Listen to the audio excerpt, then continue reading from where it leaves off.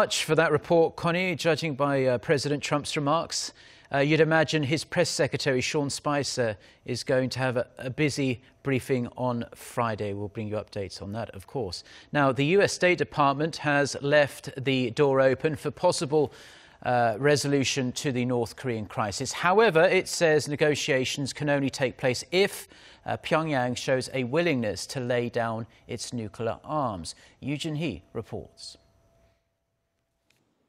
A senior State Department official has made it clear that North Korea is the #1 national security priority for the Trump administration, and that its policy against Pyongyang will center on maximizing pressure while remaining open to dialogue.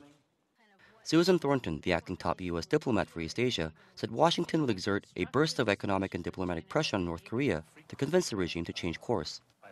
She also said the U.S. is open to the possibility of direct talks with the North, but added that the regime must show a firm commitment towards denuclearization before any dialogue can take place.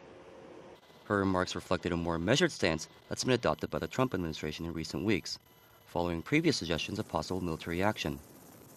Thornton went on to emphasize China's important role in pressuring the North, and said the U.S. is monitoring Beijing's efforts to implement and enforce sanctions on the regime.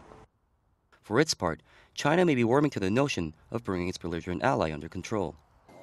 In an exclusive interview with Fox News on Thursday, U.S. Secretary of State Rex Tillerson said Beijing had informed Washington of its recent warning to North Korea, threatening unilateral sanctions if Pyongyang carried out another nuclear test.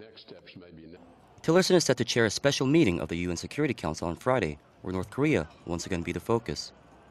U.S. officials say a broad range of tougher sanctions will be discussed, including a possible oil embargo, the interception of cargo ships, and punishing Chinese and other foreign banks that engage in business transactions with the North.